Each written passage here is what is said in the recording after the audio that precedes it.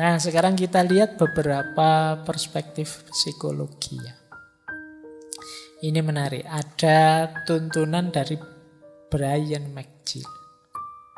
Kata dia sebenarnya, ayo kita lihat dari sudut pandang yang berbeda. Kata dia, sebenarnya hatimu bukan patah. Hati tak akan bisa patah.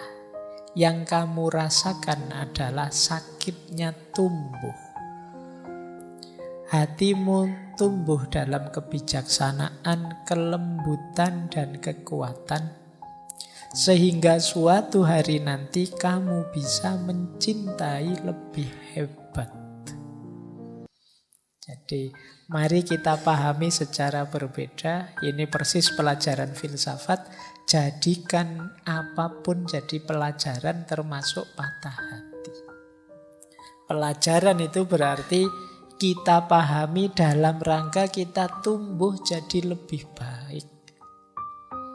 Kita harus tambah baik dari pengalaman, termasuk pengalaman patah hati. Maka peristiwa hati yang patah itu jangan dipahami hati yang patah, tapi kita pahami sebagai pelajaran untuk kita tumbuh. Sekarang aku tahu cara hidup bersama yang tidak mengecewakan pasangan. Sekarang aku tahu maknanya kesetiaan. Sekarang aku tahu caranya membahagiakan, menggembirakan. Itu dari hubungan dan juga dari patah hati. Tadi kita bisa belajar. Jadi katanya Brian McGill, yuk kita membacanya jangan hanya di aspek kekecewaan dan kesedihan, tapi kita membacanya di aspek pelajaran hidup yang kita dapat. Tambah banyak pengalaman, tambah matang kita menyikapi hidup ini. Nah, ini yang sulit diperoleh kalau hanya dari buku. Perlu kita dapat dari pengalaman. Jadi ini pelajaran menurut saya jadi strategi untuk kita biar tidak terjebak di situ-situ terus. Tapi kita mengambil sudut pandang yang berbeda bahwa penderitaan yang kita rasakan itu hakikatnya adalah pelajaran.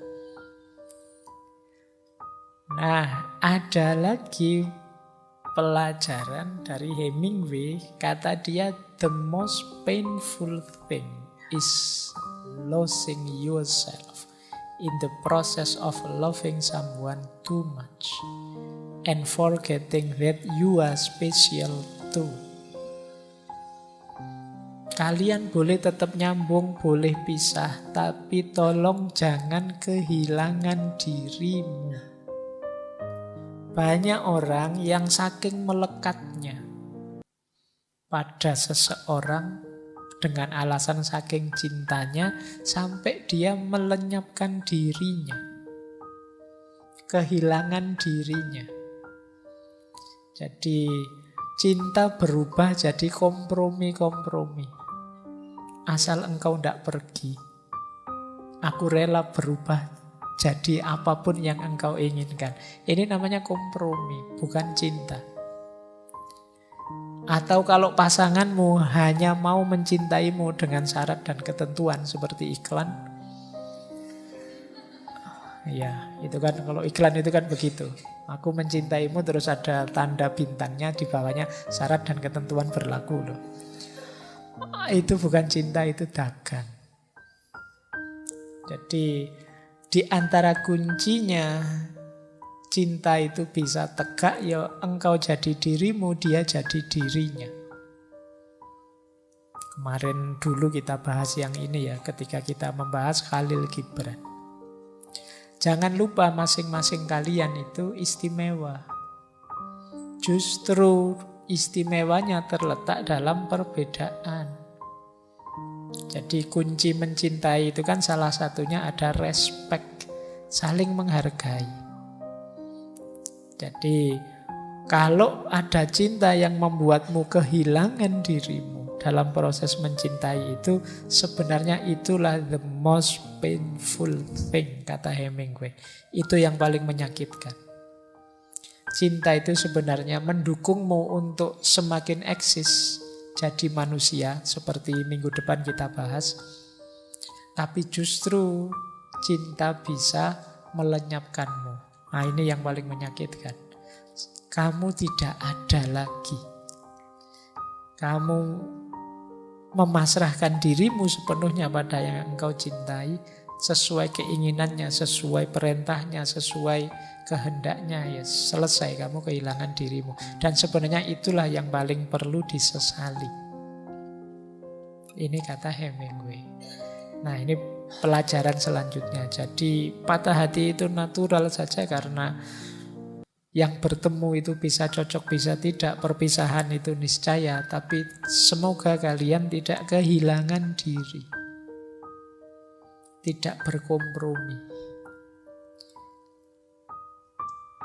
Nah, ini juga ada kalimat, air mata yang mengalir untuk orang lain itu bukan tanda kelemahan, tetapi tanda hati yang jernih. Nah, ini oke ya. Jadi apa, kalau patah hati tidak usah malu-malu, nangis saja tidak apa-apa. Justru itu menunjukkan ya kalian memang tulus mencintainya. Makanya ketika berpisah sakit. Nah, ya yang cowok juga tidak usah malu-malu, kalau pengen nangis ya nangis, tidak apa-apa. Kenapa? Ya mosok kamu pisah terus ketawa, itu berarti tidak cinta, tidak tulus tadi. Pisah terus nyukur-nyukur ke, yo rasain lu, enggak lah. Kalau memang tulus kemarin mencintai, berpisah itu memang sakit. Tidak apa-apa menangis, karena tangisan itu bukan pertanda bahwa kamu lemah, tapi pertanda bahwa kamu tulus. Jadi wong manusia itu makhluk makna. Apa-apa ya kamu maknai yang positif lah. Tangisan dimaknai sebagai ketulusan. Nanti perpisahan dimaknai sebagai takdir atau barokah atau apalah, monggo. Nah, itu kan lebih meringankan hatimu daripada kamu maknai sebagai bencana. Atau maknai seperti tadi, begitu diputus, oh ini berarti Allah sedang memberiku pelajaran tambahan. Aku harus nyari pelajaran lagi ke yang lain, tidak hanya pelajaran ini. Nah, itu lebih meringankan. Jadi ini quotes yang ini mengajarkan kita untuk memberi makna yang positif saja. Baik. Nah, ternyata kata Josh Harris ini yang tadi punya quote sebelumnya, ada yang lebih menyakitkan dibandingkan patah hati.